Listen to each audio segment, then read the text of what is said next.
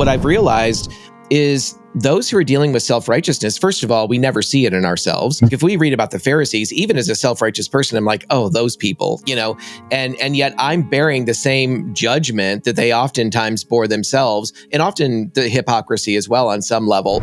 People responded differently. They came up to me and they started coming up to me and saying, James, thank you for being honest. And they started telling me their story. And out of that, I said, you know what?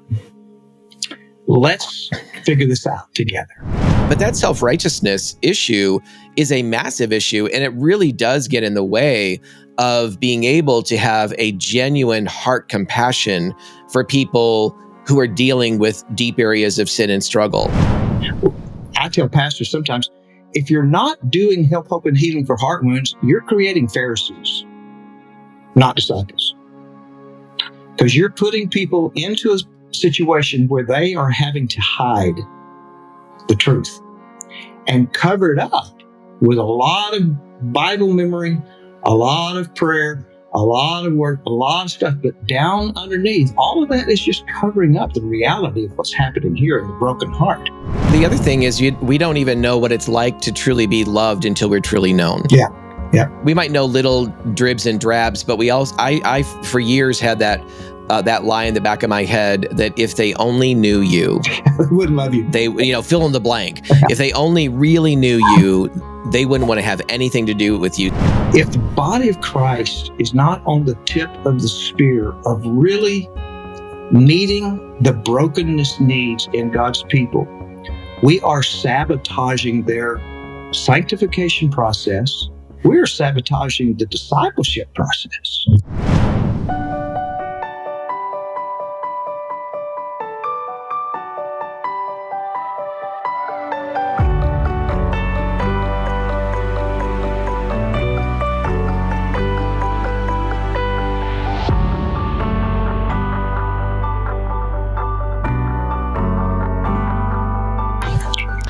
Well, hey, everybody, thanks for joining us for another episode of the Love and Truth Network podcast. Whether you're joining us through your connection to Love and Truth Network or through a connection to Transforming Congregations, we are so glad that you're here.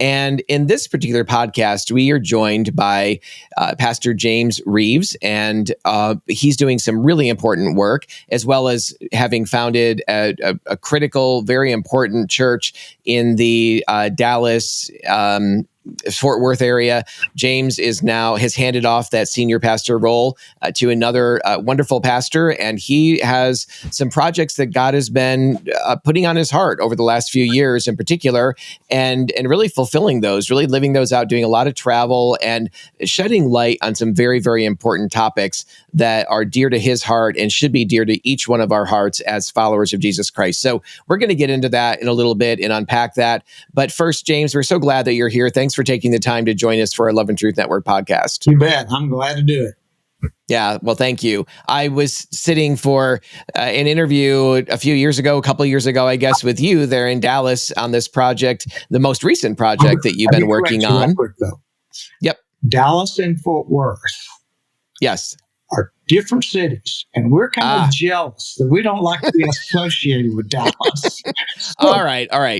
So the church in Fort Worth, I think that's important. Okay, yes. So City on a Hill Church in Fort Worth, Texas, and anybody separate from Dallas. Anybody that's ever lived in Dallas or Fort Worth will understand that. Yes. It's kind of like I grew up in upstate New York, and I've always known it as upstate New York, but which upstate in New York is usually anything that's north of New York City. But when I talk to people who are near the Canadian border, they're like, you're not upstate New York. So anyway, I get in trouble no matter, even in the areas I grew up in. So anyhow, well, listen, we're glad that you're here. Thanks for the time that you're sharing and will be spending with us. And as I mentioned to you and our audience is used to the customary testimony. And when I say customary, every one of our testimonies, everyone who's shared in this podcast has shared wonderful stories about how God has redeemed them, kind of what he's redeemed them from. And every story is unique. But the truth is, everybody, whether in our audience, if you're watching or listening to this podcast, you have a powerful story Amen. of the way that God has rescued your life. And I think one of the most powerful stories in our culture is somebody who's managed not to be totally scathed by and caught up in, for me, identity confusion and sexual addiction and all that kind of crazy stuff. And sometimes we downplay our testimonies because we feel like, oh, I don't have that kind of flashy, crazy, addicted sort of background. You know what? What's most powerful in this kind of culture is that you've lived a fairly somewhat clean life, maybe without a lot of wounding and a lot of addiction,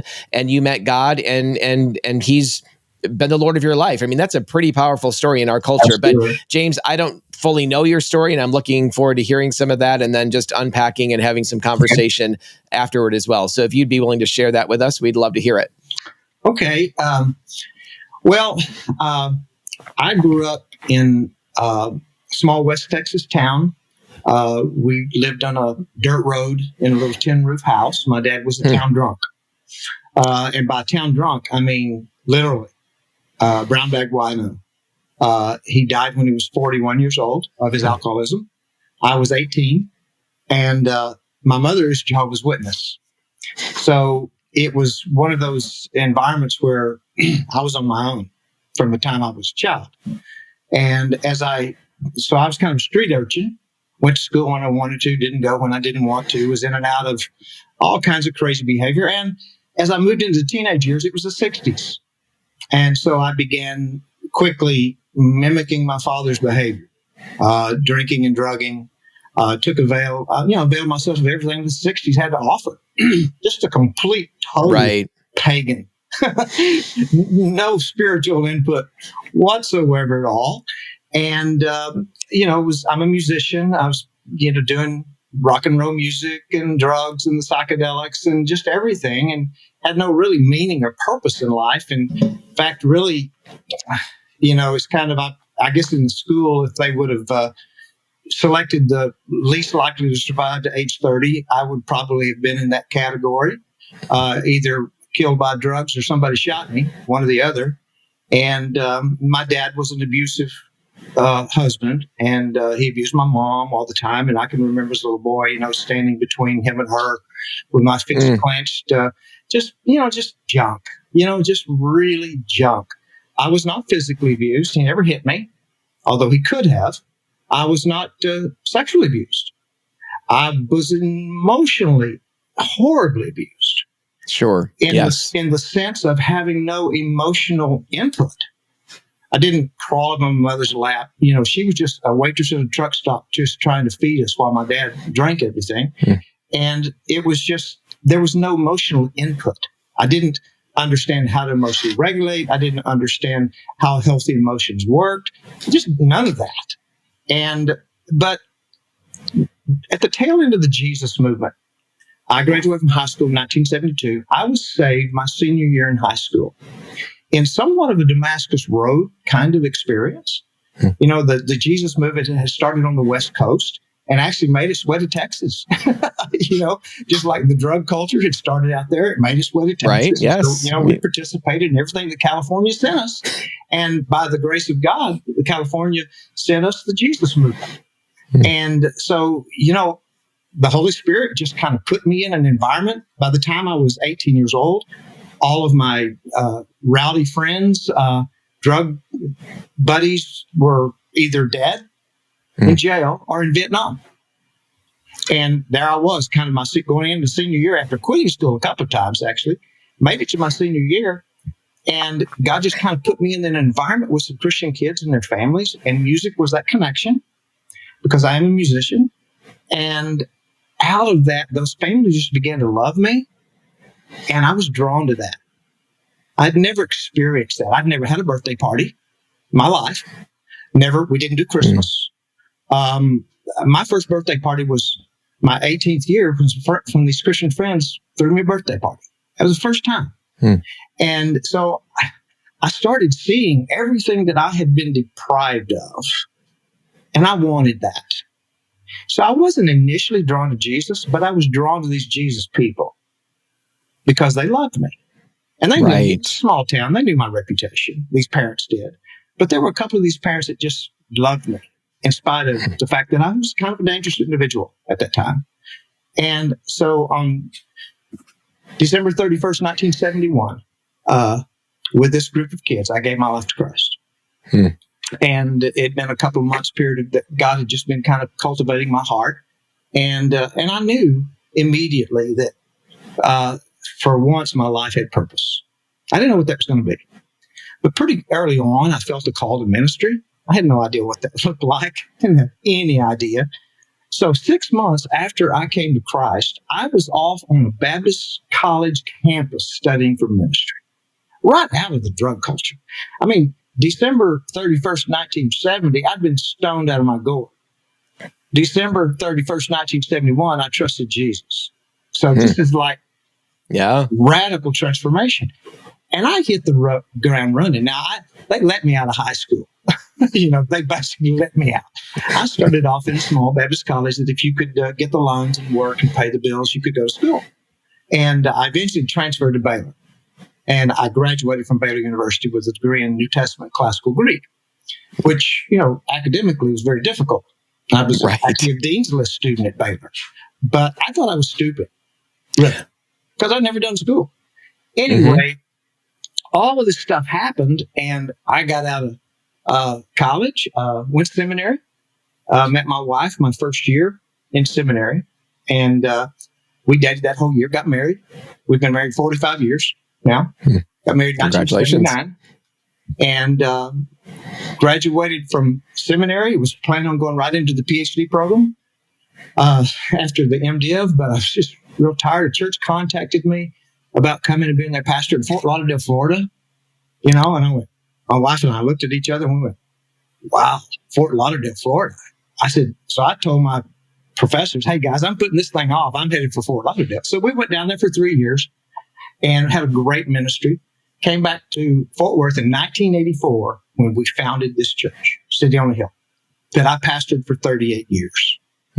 Now, all of this comes together to really the purpose of this podcast, because nobody ever told me that there might be some issues I might have to deal with. Right, exactly. That was a class. Somehow that was a class you missed, right? Yeah. Right. If they'd even had the class, they didn't. They didn't have the class. Yes, they didn't have the class, and in fact, the message was that I got either purposely or subliminally was, now that you have Jesus, all that's the past. Right. And it was the past. My life changed. I was redeemed. I was forgiven. But the wounds were still there. Exactly. And I didn't even know they were there. I had no idea. So after we came back here and started this church, I went ahead and did my doctorate. And after I finished that, about the time, this was 1988, is when I finished my degree, about 89, these things started coming up from deep down, and I did not know what they were. I was depressed. I was, didn't want to live, really. And I don't know that I contemplated suicide. I think that's a dangerous thing to say, but I didn't want to live. Right. And I had 2 small children, had a lovely wife. I had a church. I had all the education, had a world-class education, and I didn't want to do it anymore. And I was 35 years old. That resulted in a period of time of crying out to God, literally hours at a time. Lord, deliver me from this pain. And he didn't do it. He didn't do it. It got worse. And it got worse. And that scares people when I say that, but I said there's good news at the end of this. Right. That ultimate desperation led me to connecting with an individual who was an old drunk. He was a drunk that had come to my church. He'd retired from General Motors. He'd been a drunk, sex addict, heroin addict, but he was a functioning addict and had kept a good job with General Motors. Retired from General Motors, checked into treatment, got sober.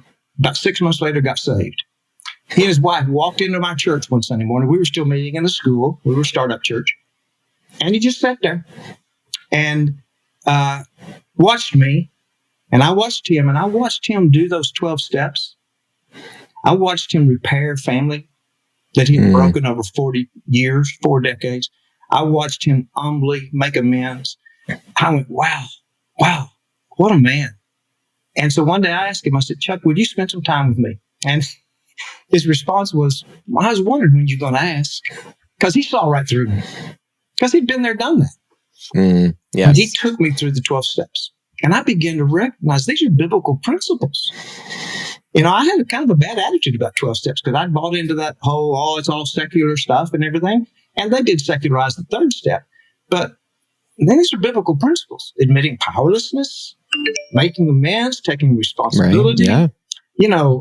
Forgiving, being forgiven. I mean, so in all of that, I realized something, Gary. I realized that I hated my father because he cheated me out of childhood. Mm-hmm. And I didn't know that until I had children. And then I began to see what we were giving our children and realizing I don't have a category in me of what it must feel like to be loved like that. Yeah. I can remember days sitting there watching my 2 kids playing, and they were little children at the time. My daughter's 41 now, my son's 38, but they were little kids. And just the security that they had of the love of mom and dad and having a home and 3 meals a day and, all those things. And I looked and I thought, I don't know what that feels like. Yeah, right. Man, it's true. If you allow me to say it, it pissed me off. Absolutely. And man, Chuck kind of led me through that to the root, which was I had gotten cheated out of a childhood and I was extremely angry and resentful for it. And I had to then begin to work through how to forgive a man that had been in the ground for 15 years. Because he died 6 months after I came to Christ. In fact, I did his funeral, the graveside service, because there was nobody else to do it. He was a town drunk. And so now I had to go back and figure out how to forgive him who was not worthy of forgiveness. None of us are. He couldn't ask for forgiveness. I had to give it. And that was what I learned through this process, that I could preach sermons on forgiveness. Now I had to actually practice it in probably one of the most extreme situations you can imagine, when the person can never receive it, they can never ask for it, do nothing at all. I just had to figure it out. And so over that time with Chuck, I did that. And out of that, I began sharing my story from the pulpit because I was in the mood for survival. So I just started, folks, I'm going to start telling you what's really going on here. Yeah, and right. If I don't have a job next week, then fine. I'm looking for a job when I found this one, kind of thing. And but people responded differently. They came up to me and they started coming up to me and saying, James, thank you for being honest. And they started telling me their story. And this was in 1992 when all of this started happening right here. And out of that, I said, you know what? Let's figure this out together. So we started doing what we call now freedom groups, but really, biblically, it's the one another process. That's right. The one another's of the New Testament, bearing one another burdens, Galatians 6:2. So we started looking as things would come up, be sex addiction. We started working in the area of sex addiction 30 years ago, because that was one of the first things that came up with some men. And we didn't know what to call it. We just knew he was a porn addict. So right. We started, started doing that. Sexual abuse. A woman came forward and just said, you know what? I don't know what to do with this. And I said, well, I don't know what to do with it, but let's figure it out. So we did. We offer about 30 different types of groups now in our church. And so all of that started, 32 years ago now. And today we offer about 30 different types of groups. So that's kind of the evolution. Yes. And why? That's one of the reasons why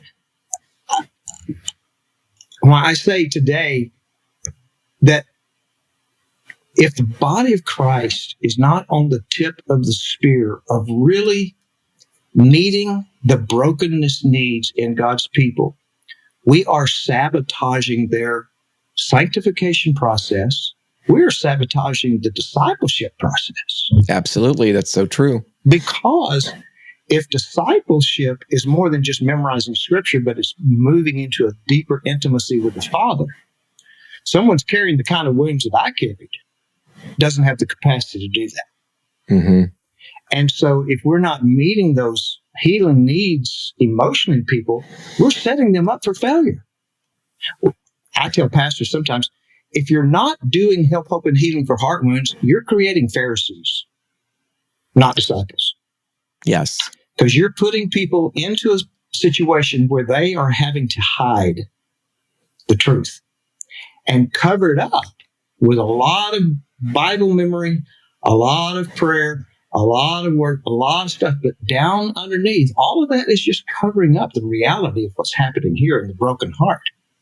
And that's right. So that's why for 30-something years we've done the one another process, because that's how I began to move into healing.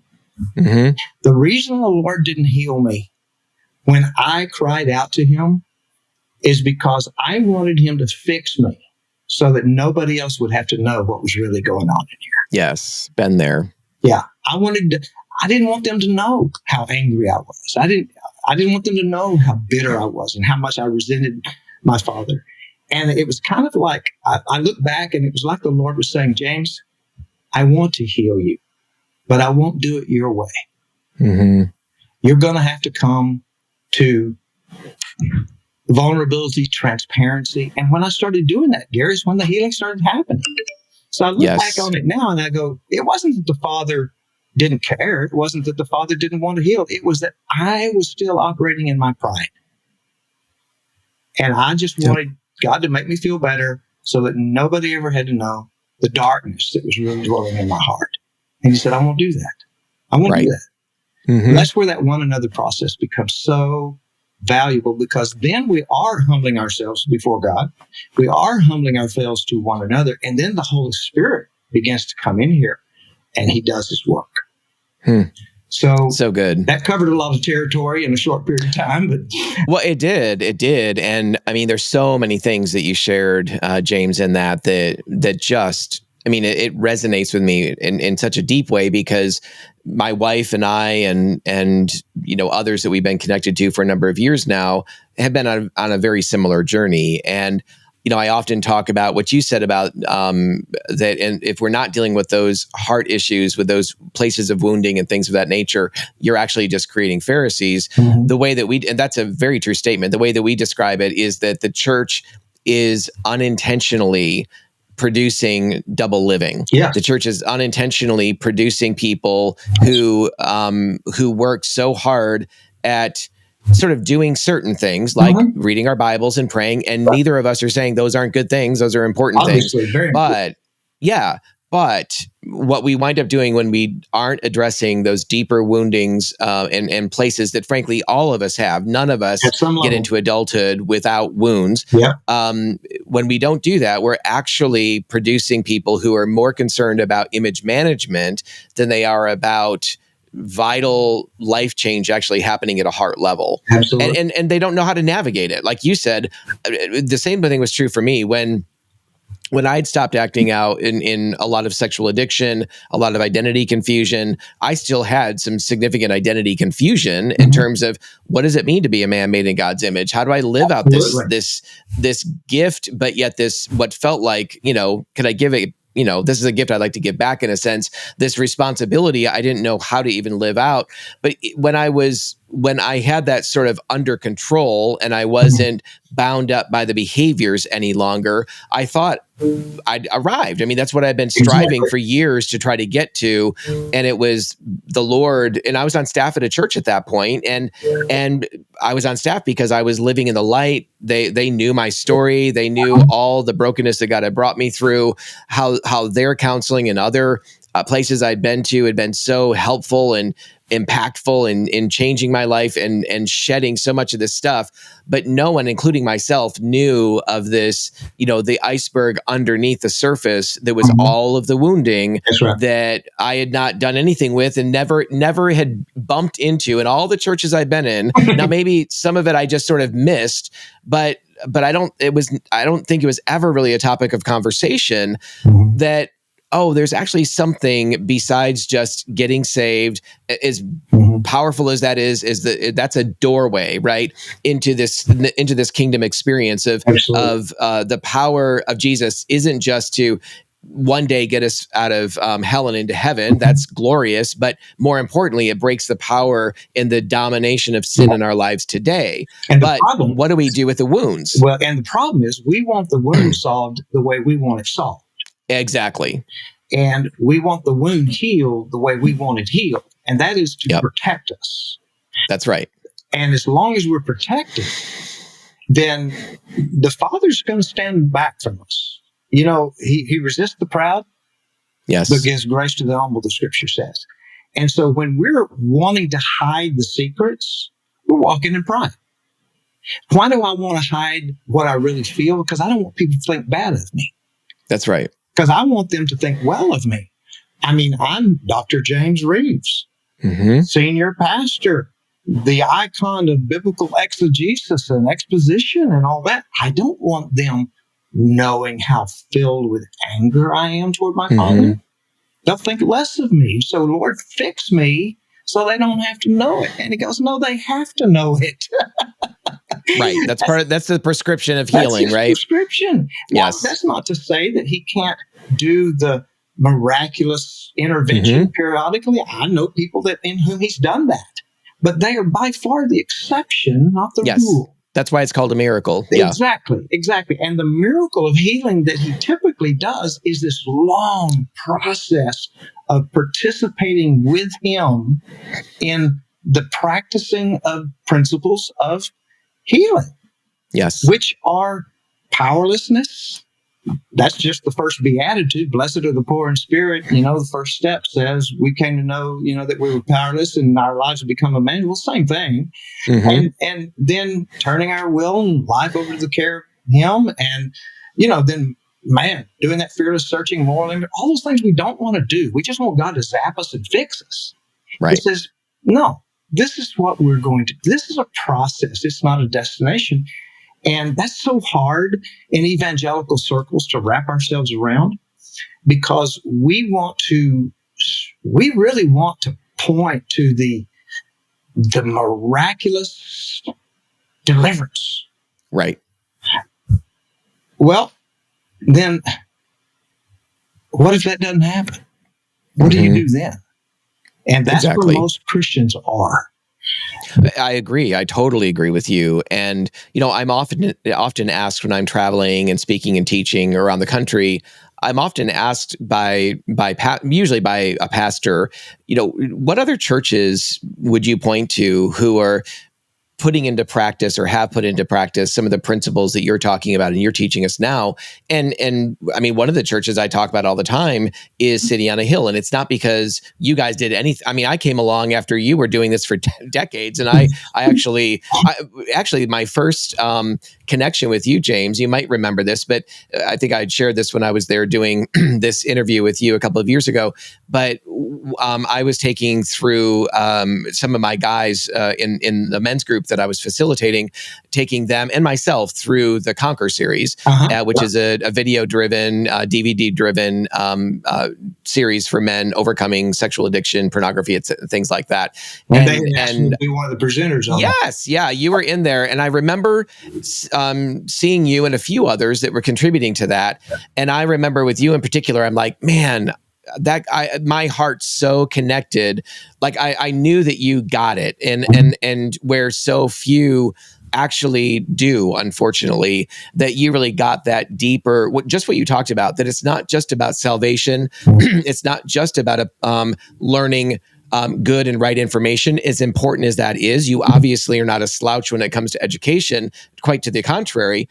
But if you can do all of that, and if you don't address the wounding, you're still going to have an incredibly wounded person, maybe saying all the right things, but eventually it leaks out. Eventually that wounding becomes infected, and it affects the closest people in our lives, but also when we're running ministries and things like that. Ultimately, so many are wounded by it. That number one issue that brought you to that place, but it'll find its other ways.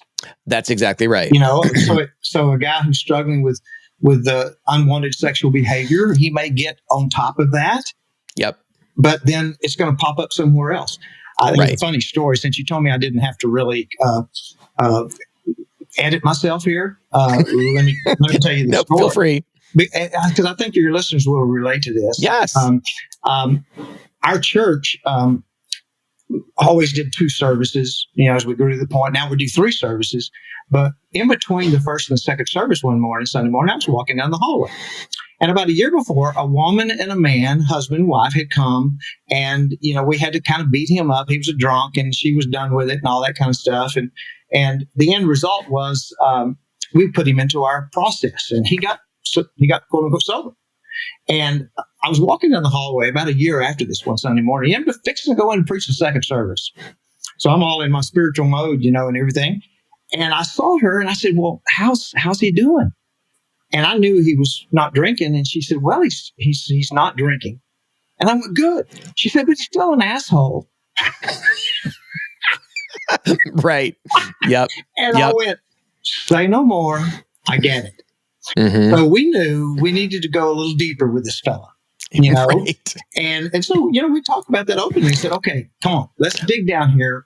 You just gave up alcohol. What a gift. But your character hasn't changed. Or it's gotten worse. Or it's right? gotten worse, maybe, because of your frustration. And so, I thought, how many churches is a woman feel free to say something like that to her pastor? Yes. And without fear of that I was going to shame her or anything, she just chose those words that communicated so clearly. I didn't even have to ask what she meant. Right. And he's still treating her badly just as much as he did when he was drunk. He's just sober now. Mm-hmm. He's not drunk anymore. So that's kind of that whole thing is he had dealt with the behavior, but hadn't had real character change. Yes. They hadn't sunk down into, well, what is it? Why is it that makes you be an a-hole? Okay. Mm-hmm. What are you angry about? What are you bitter about? What are you resentful about? And that's why I think a lot of times in quote unquote Christian recovery, we're so behavior driven. Yes. That if a dude gets past the behavior, he has arrived. Yeah. And I typically say, no, he's just started. That's right. We have to. You can start to think clearly now that you're not being influenced, but now you've got so much more digging to do. And what is underneath that? What is that root? And so everything in City on the Hill is not just about the behavior. We do recognize, okay, we're going to have to address the behavior, but as we do that, that is not the end all. Mm-hmm. The end all is transformation. Right. The end all is character change and the healing that needs to happen that will keep that from popping out in another area of your life. That's right. That's right. And I think it's so important just to say for those that are listening or watching, you could be hearing what we're talking about, and maybe part of you is resonating with it, or part of you is kind of thinking about sort of what we're sharing almost sort of outside of yourself. But as I said earlier, and James was also agreeing, none of us get out of childhood into adulthood unscathed. Like we all have wounds that if we've not dealt with them, guess what? They're still there. And you might hear about someone who's a drunk or a drug addict or a sex addict or whatever. And it's like, oh, I'm none of those things. Some of you listening or watching may be like, oh, I am one of those things or all of those things. But many that are watching or listening may feel like, well, I'm so far removed from that. But the truth is, what we're talking about applies to you as well. One of my favorite testimonies on our website is from a woman, her name is Sherry, who's a dear friend, love she and her husband and their family. And one of the things that Sherry talks about is hearing my story, or not hearing my story, hearing a pastor, this is many years ago now, when we were bringing an inner healing program into our church, a program called Living Waters, and put out by Desert Stream Ministries, written by Andrew Comiskey. But we were talking about bringing this program in, and we were bringing kind of the mini version of Living Waters in. And one of the pastors said on a Sunday morning, this is about relational and sexual brokenness and finding healing and restoration. And doesn't that include about 99.9% of us? And Sherry's conscious thought was that she shares in her testimony is, I guess I'm part of the 0.1%. And yes, and she had no idea. But to Sherry's credit, which is shocking to me, she actually showed up the first night of that meeting, and in the parking lot, she's literally praying like, Lord, I don't know of anything in my life that's gone on or that is going on to which this teaching or what I'm hearing emphasized would really apply. But Lord, I'm open. Yeah. And I would just challenge anyone listening to this podcast, have that kind of an attitude, because the very first night when she came in, she just prayed that prayer and she came in and the Lord slew her with the phrase was, when we love others, here's the phrase, when we love others out of a need to be loved, we cannot help but manipulate those we love. Great. And boom, she never thought, it never entered her mind that there would be anything really stated that would, maybe there'd be a few helpful tips, but she's like, oh my gosh, I'm in. I mean, she's like, I need this. And she recognized in that moment that there were ways in which this loving out of a need to be loved was actually damaging relationships around her. And anyway, her testimony is awesome. We say to people like that because we're a growing large church.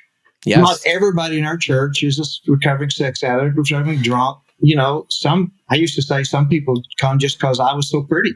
Yeah. Yeah.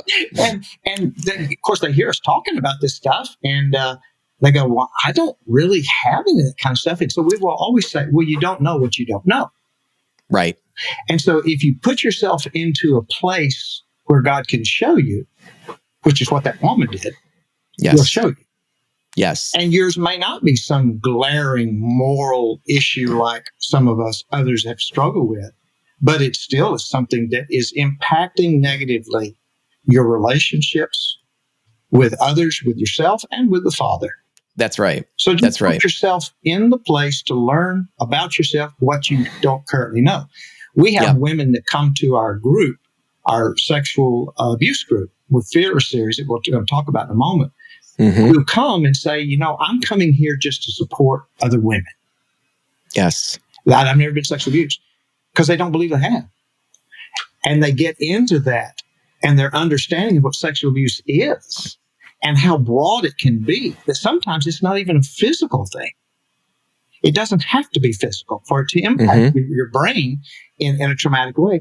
And all the time, every time we do it, we have women go, I didn't know I was sexually abused, and I've come to understand I was.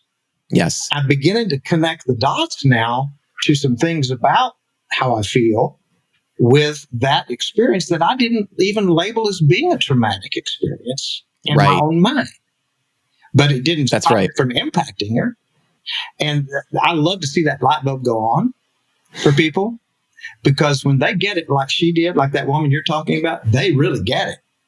That's right. I mean, her life has been changed. Yeah. And I would say the thing that she was most set free from, and this was over the course of time, like she pressed into not only the 8-week program, she came for the 20-week program. Yeah. And she and her husband became leaders. I mean, they were amazing. But the thing she was most set free of was self-righteousness.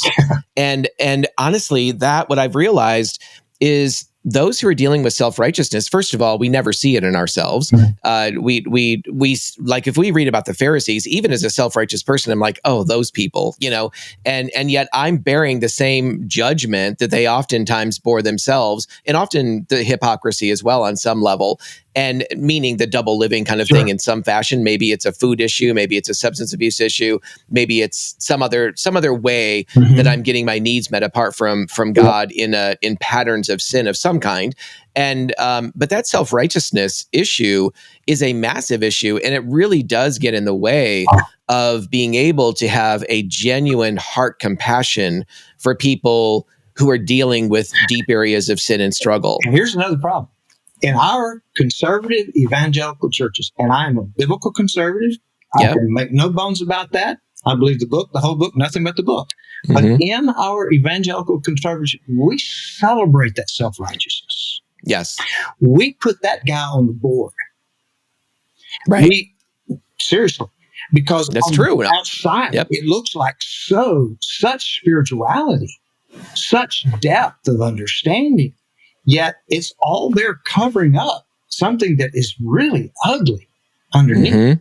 And so it makes it even harder for that person to ever come to the point of admitting that they do have some struggles, because we've elevated them to the position of elder or whatever without them ever having to go through a process to find out what is under there. And so it's a double-edged sword. Like for me, when I was a pastor, struggling with that, my church was not a safe place for anybody to talk about the stuff I was dealing with, much less me. Right. Much less the senior pastor. So I'm stuck with, where do I get help? And that's the norm. That's the typical. That is typical today. That's typical with pastors, but it's also typical with church members. Because we hold this couple up as being the perfect couple. We hold this individual up. He's memorized 6 books of the Bible. Wow, what a man of God. And so without even meaning to, we put him into a place where he has to live a double life. For fear of what's going to happen if he confesses that I'm not that guy you think I am. That's right. So, we push him into that secret place. And when a church is open to talk about these issues, and people are open, like City on the Hill, where we discuss these, like we're having you and Denise that are coming in a couple of weeks, and they're going to be talking about transgender stuff. The couple weeks after that, Rodney Wright from Pure Desire, good friend of mine, I'm going to interview him on Sunday morning services about his sexual addiction.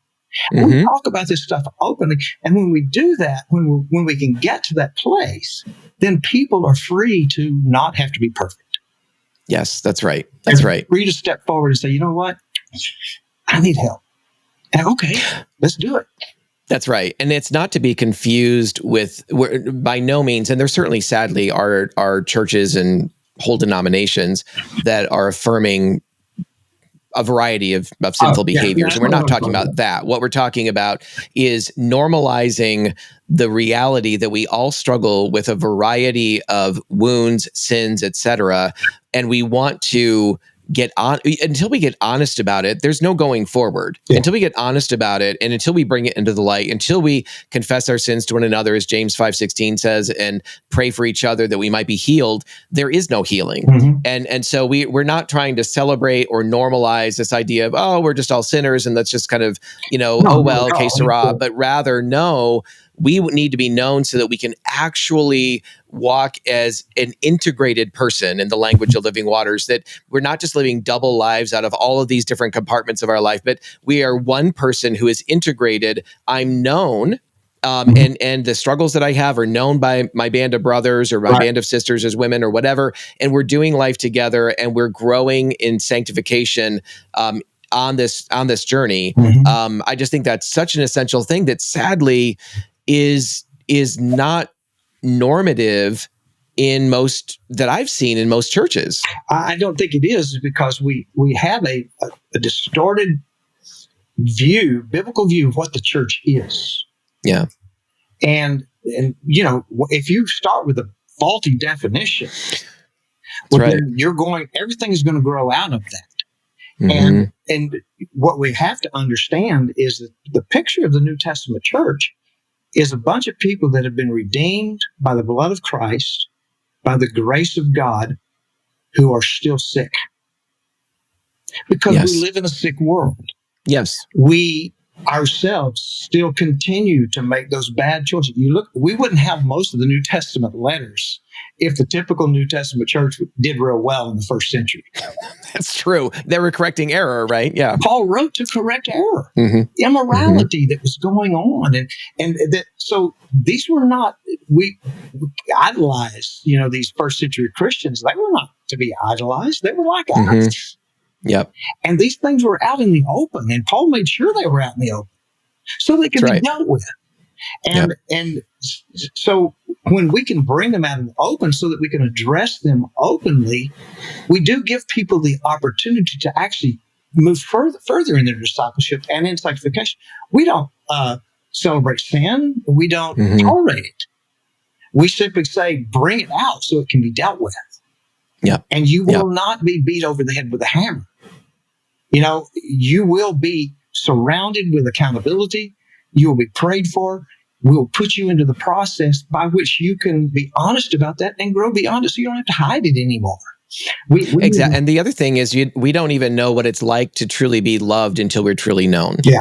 Yeah. We might know little dribs and drabs, but I for years had that lie in the back of my head that if they only knew you, they wouldn't love you. They, fill in the blank. If they only really knew you, they wouldn't want to have anything to do with you. So even the sense of love or care or friendship that was there couldn't actually settle into me in a way that really encouraged me to the depth that it could have, because I wasn't fully known in those settings early on, still doing a lot of hiding and posing.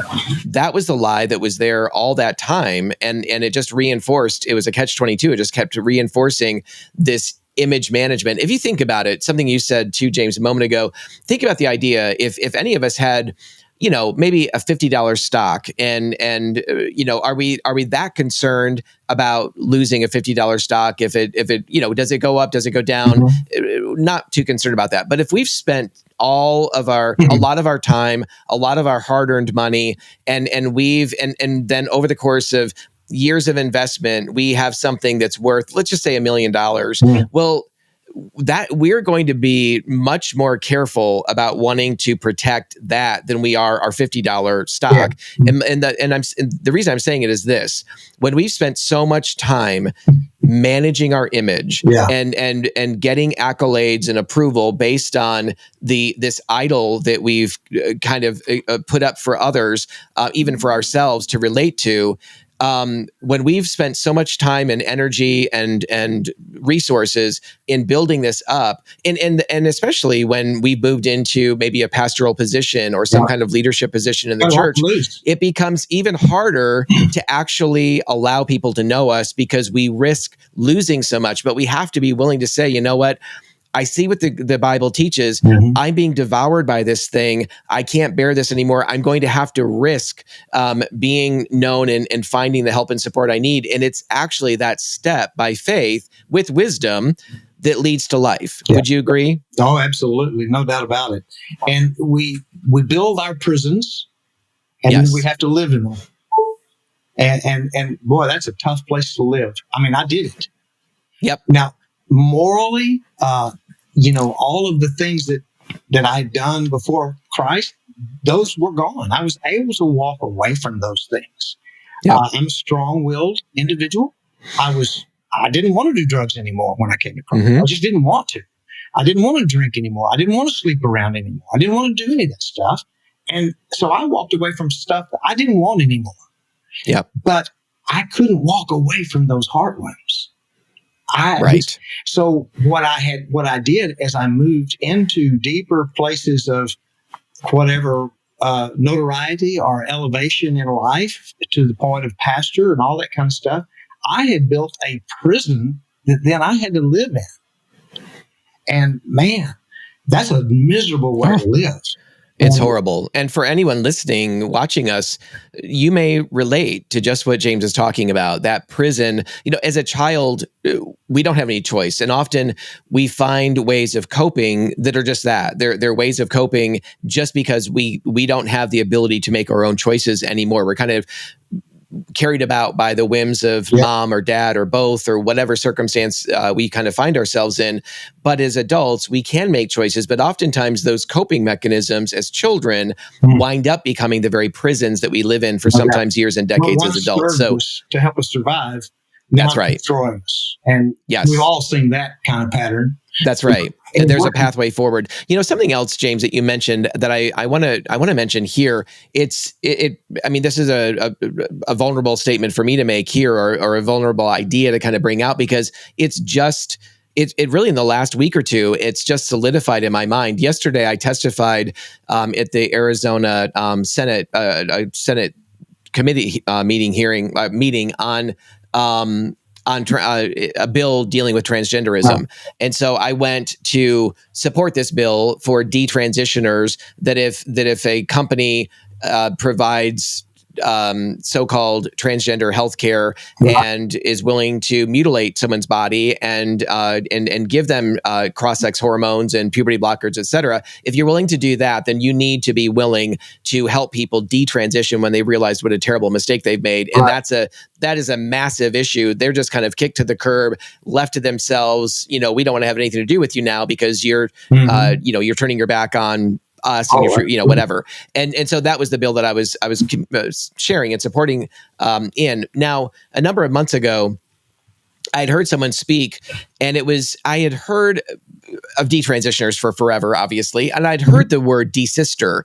And I kind of thought of those as being interchangeable. And I realized a number of months ago when a woman was sharing her story from years ago, when she had such powerful and strong desire to be a boy when she was a young girl. And that was a deep desire of hers, caused a lot of misery in her life, but she wound up getting connected with a school counselor, can you imagine, who helped her and guided her to the reality way back in the day that, honey, you are a little girl, and it's good to be who you are. And a variety of different counseling appointments and all of that really helped her, along with some other care, resolve that issue. And so she's known as what is a desister. And I really hadn't thought that much about that either in terms of my own life. But as I was writing out my testimony, and I just wrote my book, my first book on my life story in terms of coming to genuine faith in Christ about the age of 23. And I wrote a little bit about this in the book. But as I was writing the testimony, it occurred to me that I've downplayed a season of my life of probably several years of my life where I really did feel like it would have been so much better had I been born a girl. The things that I was interested in, the characteristics that I had, the mannerisms, the interests that I had, I was always hanging out with girls. I didn't like being with boys much at all. There were a lot of things that I interpreted. Of course, there was no one to talk to about that. And of course, thank goodness there was no trans celebratory ideology going on back then. Otherwise, if I were in today's culture as a 10 or 12-year-old, there's no doubt in my mind where that would have taken me. But my point is, coming back to that, when you said that there are women who come just to support other women and have no clue coming into it that they actually had an issue themselves, that's what made me think about this incident. As I was writing out my testimony and sharing before the Senate subcommittee, I realized in the testimony, wait a minute, this was a bigger deal than I actually thought about at the time, because I didn't go down the process of getting on cross-sex hormones or having puberty blockers or thinking about surgery. I just thought, well, this was just kind of a whim. But as I thought about it, no, this was really actually this was more of a struggle than what I wanted to admit or realized. And in my testimony, I shared that I, like the studies now show, that upwards of 90% of children who deal with some level of gender dysphoria naturally correspond to their biology by the time they reach adulthood, if they're not pushed or encouraged toward transgenderism. So that really is a part of my own story too. But it's crazy to me that I've been in this space for all of these years, and I think about these things, I write about these things, and it just dawned on me, really, in writing out this testimony, even after I'd written a little bit about this season of my life in my book, like, oh, no, this was a bigger issue. I naturally grew out of it, but that's what tends to happen. And I kind of downplayed it because I did kind of naturally grow out of it. But for several years of my life, like, that was a thing. That was something I really internalized and wrestled with. And the tragedy of what our culture is doing now, which is pushing that, they don't give children the time to grow out of it. That's right. They push them. That's right. You need to just fix it. You just need to go ahead and accept it and do it. And they make decisions now that, man, in 10 years, they're going to go, oh my gosh, I wish I hadn't done that. Absolutely. And it's going to be, it's horrible. It's ungodly. It's what it is. It's demonic. Right. Yes. Frankly. It's all. Yeah, no, it really is. Well, one other thing I wanted to touch base with you about, when you talked about walking through this process in terms of forgiving your father. What can you share? And you're right. I mean, what a challenge it's a challenge to forgive somebody who's living. And, it can be a challenge to forgive them when they come to you and ask for forgiveness. It's even more of a challenge when they kind of excuse or defend their behavior or whatever, when it was actually indefensible, but yet they're alive and you want to have some kind of connection with them, and you don't want all these emotions stirred up all the time. And so there's a recognition. I really do have a longing to forgive them regardless. But when someone has passed and there's significant time that's gone by, I think it's so much more of a challenge to actually walk through a process of genuine forgiveness. What did that look like for you? I wrote about that in Refuge, which was my first book that was published. I have a whole chapter of what forgiveness is and what it isn't. Yeah. And that came out of this kind of experience. Also in Life Change for Every Christian, I have a chapter on that, because forgiveness is it's that continental divide. Yes. For all of us. There you go. When we can get to that point and actually really do what forgiveness really is, you're on the downhill slide. Yep. Up until that, you're climbing, you're scratching. But when you get to that point, and it takes time, we oftentimes as Christians, we push people to start forgiving too soon. Yes. Before they've done enough work. But Yep. when I came to really understand that forgiveness is unilateral, it always is. Forgiveness is unilateral. Forgiveness does not require the participation of the other individual. Now, we want them to participate. We want them to want forgiveness. We want them to repent. We want them, and we think that's going to make it easier. But at the end of the day, forgiveness is unilateral. It does not involve the other person at all. So really, forgiving someone who's dead or forgiving someone who is alive should be the exact same process. Okay. Yeah. Now, we want them to want forgiveness. And we think that's going to make it easier. It's not. It's not going to do it. So forgiveness, basically, in the New Testament, biblical definition is to release them from debt. Yes. That's what forgiveness is. It's an accounting term, essentially. It is an accounting term. And it's just say, you owe me nothing. I have released you from my debt. Because until I do that, I'm wanting something from you. And that drives me crazy because you're not giving it. Okay? And in the case of someone who's dead or someone you don't even know where they are, they can't give you anything. So you're in this turmoil, in this cement mixer of wanting something that cannot be given. So you're the actual prisoner. And, you've heard that it's a trite saying, but it's true. When I forgave, I thought I was releasing the other person. I was really releasing myself. I was releasing myself from that tyranny of, you owe me something and I need to get it. Now, my dad didn't give me a childhood. And after he died, he couldn't give me a childhood. He couldn't give me anything. So what I had to do, part of this process was seeking to understand him some. And that often helps. You can never, it's never wrong to try to understand. It doesn't excuse their behavior, but to understand their behavior. I started to look at my grandmother, where he was raised. She was the meanest person I ever met in my life. She lived to be 102. I thought she was going to outlive all of us, Yep. And he was raised by that woman. At a period in time in our culture, the Depression, Great Depression, pre-World War I, all of that, coming to understand what drove him to want to just escape life through a bottle. Didn't excuse his behavior, but it helped me understand him. Right. And because I want people to understand me. When I've harmed someone, I would hope that they would try to understand me. Not to excuse me, but to understand me. So, that's a good exercise to try to look beneath the skin and look at the hurt that drove them to be a hurting person, to hurt others. And then just to realize, I'm no better off than he was. When I come to my Heavenly Father, I didn't deserve forgiveness. And I know this sounds trite. I don't want to hyper-spiritualize it. But it was a soothing balm, I guess, to my heart to go back where I was when Jesus found me. I didn't deserve his forgiveness. I'd been, living a life. He didn't ask for me to deserve his forgiveness. He didn't demand it.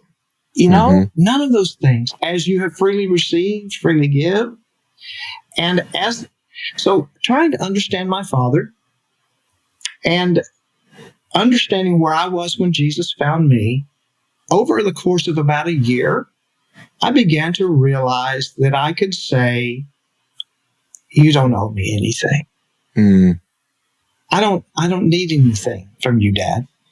Yeah. And so therefore I can release you.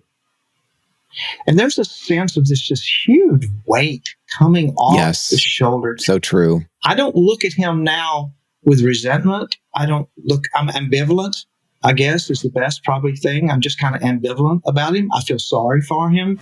But I don't have any, I've even at times been even able to have sympathy. It's hard to hate someone you sympathize with. And look at I passed 41 28 years ago. I'm 69. Mm-hmm. My dad died 28 years younger than I am right now. Bless his heart. Yeah. You know? And he brought a lot of pain. Yes. And there's no excuse for that. But there is some understanding in looking at him.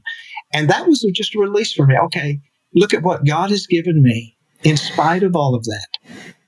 And I want to walk out of this prison. I just want to walk out of this. Yeah. And I don't know any other way other than buy my book and read that chapter. Right. There's a lot. And I think that'd be a great idea. I mean, and so just to recap, for me, I know that whenever I wrestle with feelings of unforgiveness, it really is coming back to the understanding piece. I think a lot of Christians misunderstand forgiveness as kind of balancing the scales in some way. And so there really isn't an exchange of forgiveness. There isn't a canceling of the debt, and they don't even realize exactly that that's not been done. And it does still rule their life. Those scales can never be balanced. No, they can't. And so I think seeking to understand in a way to kind of soften our own heart a bit, but that's not the end of it. For me, it's always coming back to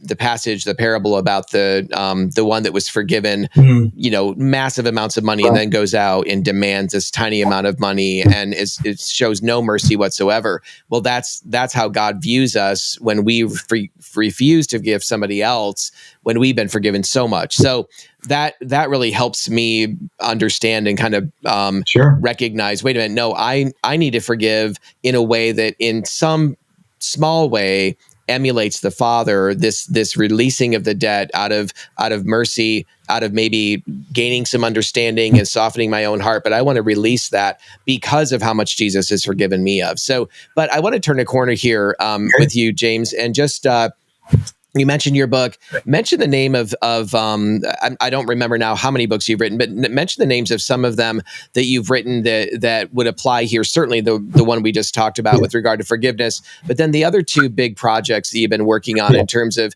video projects with regard to sexual abuse, one focused for women, one more focused toward men. Talk a little bit about those different resources. And I'm going to just focus on that. The other Refuge, it was published by Kriegel. It's out on Amazon. People want that, they can get that. Got it. Refuge. And the Life Change workbook is biblically based 12-step. I published that. They can get it from us. What I really want to focus on for the last few minutes is that Fearless Series for women and Fearless Series for men. I referenced the fact that we've been doing ministry of help, hope, and healing to survivors of sexual abuse for over 30 years in our local church without the involvement of therapy. Now, that doesn't mean some of our people don't go to therapists, but we don't have therapists doing the work in our church. We are doing the one another work, and we cooperate with the Christian therapeutic community. We have therapists in our community that send some of their clients to us because they realize they can only take them so far. That's right. Eventually, they've got to have some community with other, sojourners in the context of the body of Christ, if they're Christians. And so we kind of go. Sometimes people say, well, James, you're against therapy. And no, I'm not. What I'm against is the church that's right, subcontracting help, hope, and healing out to the therapeutic community. There's not enough therapists out there to fix all the mess up that we carry. And besides that, and even if that were true, that still wouldn't be a biblical process, right? All by itself. It's bypassing the biblical commands of what we are to be doing with one another. And I keep coming back to Galatians 6:2, which we are to bear one another's burdens. Mm-hmm. And that word to restore, when sin has happened, to restore them, bear one another's burdens, is a medical term in the Greek text that means they would use to refer to a bone that was broken and was set. And so we're to be setting the bones of one another in our areas of brokenness. And so having done that for 30 years within our church, I was schooled and educated by a lot of survivors in my church, men and women. And so what I did 4 years ago, started working on to produce a tool for Christian women in the local church to start this conversation. A safe, clinically effective, yet biblically founded tool where the church can take this tool created by a pastor, understanding the pastor, understanding the church, to get Christian women together in the context in a safe environment, start this conversation. So important. And give them the opportunity to share their story with each other. They want to do that. They really do. Every survivor I ever met wanted to be heard. They were just scared to death that if they knew, they were going to be rejected, they're going to be blamed, or all those kinds of things. But deep down, there's this deep desire to be heard. And we don't give them a place to do that. Yeah. So when we give them that place, and I designed the series, 5 videos, and some other stuff after it, to give them a place. Did the same thing with the men's series, which, Gary, you were one of the interviewees. Max Lucado is on that. Yes. And on the very first one, Max tells his story of sexual abuse at the age of 12. First time I'd ever heard it. Yeah. So He powerful. never talked about it much. He's never shared it in depth as much as he did in front of my camera. And Max didn't have anything to gain by doing that. Right. Duh. He did it for guys. And that's why I told him, I said, Max, you don't have any idea how powerful this is going to be for men who feel like they'll always be second class, who feel shame about what happened to them. And look, there's Max Lucado. Yep. What God has done with his life. That's right. And so Max said, James, I want to do that. I want to do that. So, and also Jeremy Keaton of Focus on the Family, Director of Counseling. Jeremy's a part of it. I mean, there's some heavy hitters. Garry Ingraham. That's right. It doesn't get any bigger than that, man. You're so ridiculous. and so, but it's to give men a safe place. 1 in 3 women, all the statistics tell us 1 in 3 women will be sexually molested by the time she's 18. 1 in 3. And about 1 in 4, they estimate about boys. And so you look at the typical church, any pastor or any church leader or any church member that's listening to this, you just start counting. I know. Yeah. You start counting. And every 3 stand up. That gives you a picture of how many that have just been sexually abused. Now, in the men's series, we talked about physical abuse and emotional abuse because the brain is traumatized. It doesn't know whether it's sexual, physical, or emotional traumatization. The brain is still traumatized, and a lot of the same characteristics come out. So we broadened it for men. And it's exciting to me to see churches around the country that are implementing the Fearless series and the calls that I get. I talked with a group in Maryland last night. And it's like these guys, after the first meeting, they were slain. Literally, just absolutely. Guys that came in there with a shell, and they hear Max, they hear you, they hear these other guys, and they just go, oh my gosh. And they talk. So the way it's designed is there's 5 weeks of the videos with a small, by 1 hour small group. Then the second section is an 8-week intensive workbook study with a facilitator, small group, where we deal with shame, we deal with the lies that we begin to believe about ourselves, God, and others, all that. And then after that, the third part, for those that want to continue on, I wrote a 52-week discussion guide that's 12-step based, 4 weeks on each step. We talk about the biblical principles underlying that step, practical applications. So it can be 65 weeks long so for those great. that want to do the whole thing. And some people want to and some people don't. It's on our website, which is fearlessresources.org. Fearlessresources.org. And awesome. You can go there and you can look at all. One of the things I've done now, Gary, is I've created a nonprofit that we're taking it into prisons. We're taking it into men's and women's shelters. We're involved right now in the women's unit of the state prison of Montana in Billings, Montana. I was up there speaking at a conference last year at the largest church in Montana. And they took me into the prison, the women's unit. I talked to them about sexual abuse. You know what the stats are of women behind bars that have been sexually abused? Oh, they've got to be off the charts. It's 9 out of 10. Minimum 9 out of 10. Yeah, sure. And because it sets them into it sets them into making decisions that for some of them, it ends them in incarceration. Yes. So I set the nonprofit up to be able to make these resources available for free. That's great. And shelters. I'm going to Arkansas in 2 weeks to a shelter that wants to implement the women's series. Mm-hmm. The nonprofit is there to make those materials free for these faith-based shelters. And it's amazing when this one another process is so you can kind of tell I'm kind of fired up about this. Absolutely. Absolutely. I'm working with Southern Baptists right now with the big scandals. I've done training in 2 states, Mississippi and Kentucky. I'm going to be going to California this year to do some training for Baptist churches. I'm working with the Church of the Nazarene. Mm-hmm. All denominations are in a crisis right now where this stuff has happened in their churches. They didn't know how to handle it. They handled it badly, and now lawsuits are flying. Yes. And so they're being dragged kicking and screaming into how do we train our volunteers to recognize when this might happen? How do we give a biblical, godly, loving response when it happens? And how do we give care? And how do we prevent it from it happening in the first? I mean, that's part of the watching for grooming, right? Training your volunteers that when you are in your care, your volunteers understand the grooming process. They understand how it can happen. But even with that, if 1 out of 3 are going to be sexually abused by the time they're 18, only a small fraction of those actually were abused by a clergy member or while they were in Sunday school. Absolutely. Right. It happened at home, in the neighborhood, and at school. Sure. So they're there anyway. So just protection is not enough. Right. That's right. Local church has got to be a place of help, hope, and healing for traumatized people. So that's why I created the Fearless series, and it's what I've given the rest of my life to. That's awesome. James, I could talk with you for easily another hour or two, but our time is coming to an end. Thanks for joining us.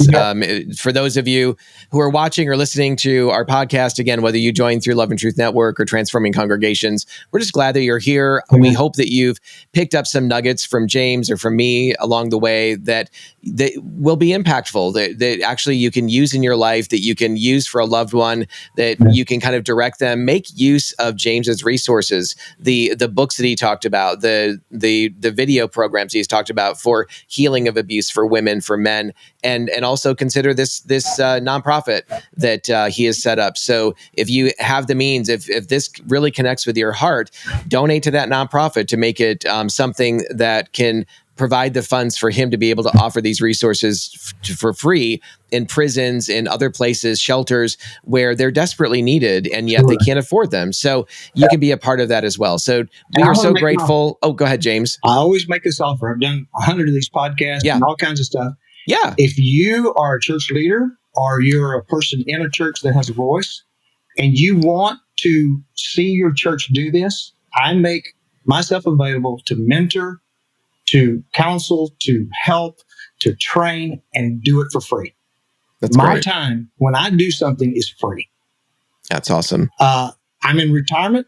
This is what I want to do. I travel around the country doing this. I do it by Zoom. I go personally, but through fearlessresources.org, you can reach me, or you can reach me through Garry. Garry has my permission to give you my contact information. I would love to be able to talk with you more and help you, your church, to become tip of the spear in this issue. That's awesome. So good. All right. Well, join us again for a future podcast here of Love and Truth Network, and we look forward to seeing you there. Bye-bye. Thank you so much for joining us for this Love and Truth Network podcast. To listen to or watch future episodes, please check us out at loveandtruthnetwork.com/podcast. Also, you can subscribe to Apple Podcast, Spotify, and Google Podcast, and we look forward to seeing you in a future episode.